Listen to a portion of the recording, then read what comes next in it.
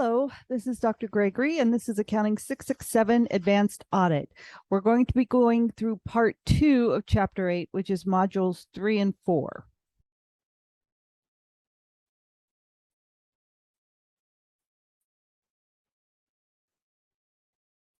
Okay, so part of our fraud risk assessment is basically asking questions. We inquire with management, we will inquire with certain people who hold certain positions, but what we need to find out is who are the key employees of that organization that we are going to be looking at a fraud risk assessment for. What are the hiring practices of the company? Do they do background checks? Do they bond employees who have access to money? Do they require certain skill sets, or do they train people? What are the assignment of duties to the position? Do you have accounting people doing non-accounting work? Do you have people who work in cash receipts also handle cash over the counter? We want to look at how those assignment duties align to the position that they hold. Are we seeing any unusual voids or credits in the accounts? So you want to take a look at the accounts receivable and see how many voids are taking place. We want to look at the sales records. Pick a day, pick a time of the month for sales records and take a look. Are there sales that are immediately voided out? What kind of relationships do we have with the board of directors and outside entities? Now, related party transactions are not in and of itself illegal. We often will see, for example, the board of director who sits on the board, but also works as the vice president of a bank where the company has loans with the bank. That's perfectly fine as long as the loans are reasonable to what any other entity would encounter. So if the company had a loan with that vice president through the bank of 1%, but yet the going rate for loans at that bank was 6%, we might have a related party transaction issue or a conflict of interest. But on the surface, they're not illegal to have. You just have to inquire about them.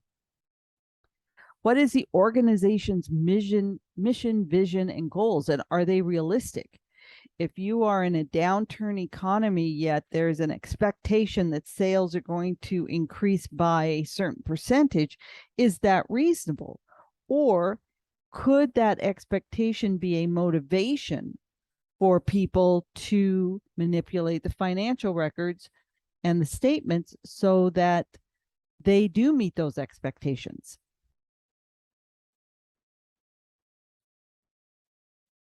So there's 10 steps that we look at for fraud risk assessment. The first one is really what I consider to be the most important. You've got to have an understanding of the company environment.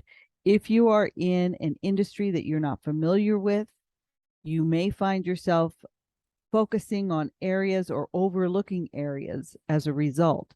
So understand your company. Do some homework on the company.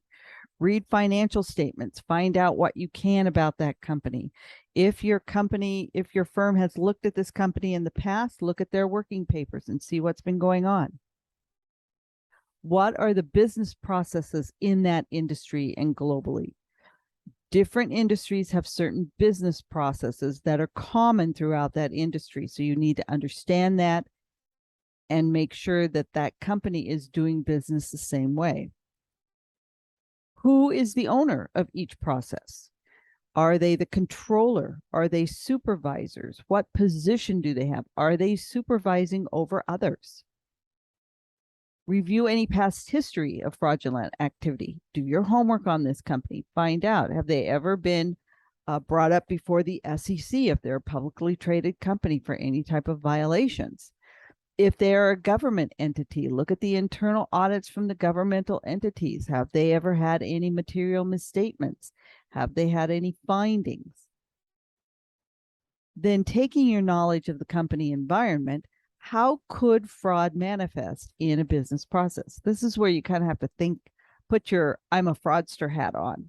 So if the company primarily deals with credit card transactions, and all of a sudden you see a lot of sales resulting in cash or cash deposits going in, there might be something you want to investigate a little bit farther. Do we see that the same company is winning the awards for certain contracts? You might want to look into that and see if there's any type of bid rigging going on or bribery going on that's causing that award to happen. Take a look at the organization chart. Who might have the ability to commit fraud? Look at it from both the management point of view and the employee staff point of view. Do you have employees that are working in dual roles? Do you have vacancies, unusual amount of vacancies where you might have to have people overlapping roles and positions? So who might be in a position to commit fraud? Ask yourself, can the fraud actually occur and be significant if controls were not in place? So here you have to do your homework on what kind of internal controls do they have in place? And could fraud occur based on those controls that are in place? Are there controls that are not in place? Do we not have a segregation of duties? Do we have documents that are not secure? Do we not perform reconciliations on a timely basis? What might happen if those controls were not in place? What methodology might be used to commit and conceal fraud to determine the level of mitigation needed? For example, are we stealing checks and then creating some lapping or kiting of checks in the system that could conceal fraud? Are we lapping payments? Are we delaying paying out vendors and looking to conceal cash deficits? Once we know this information, either all or parts of it, then we want to take a look at, well, what are the fraud risks that account, that process, that the control that company might have?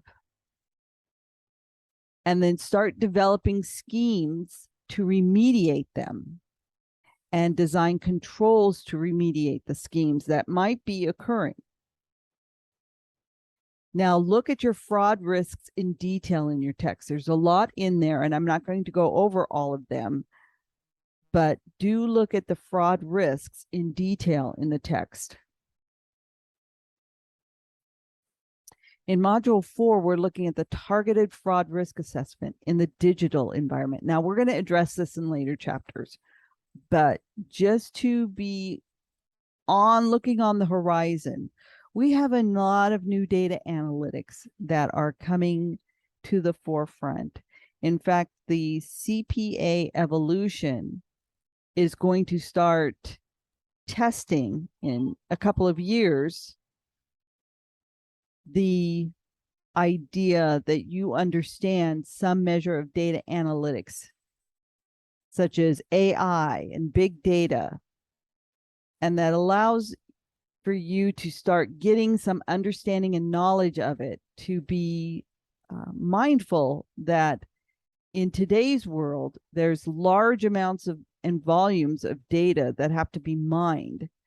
And tools such as artificial intelligence, big data, and data analytics can be very useful to identify anomalies of the system. And it includes testing of the information systems so that they are doing what you expect them to do. You can create detailed transaction tests. And these types of systems allow you to evaluate a lot of large data quickly and identify red flags. You would set up certain conditions, and then you would run the data to see if those conditions play out.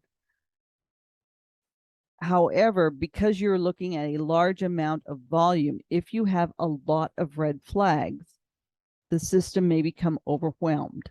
So what you might have to do is run the data multiple times using smaller sets of red flags to see if anomalies come out. But we'll get into that later on. Right now, I just want you to be aware that this is a tool that we can use if we know how to use it well. If you have any questions, again, please post those questions for the good of the class in the class questions.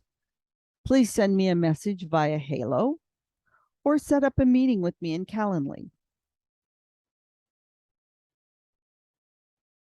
Have a great week, and I'll see you in the classroom.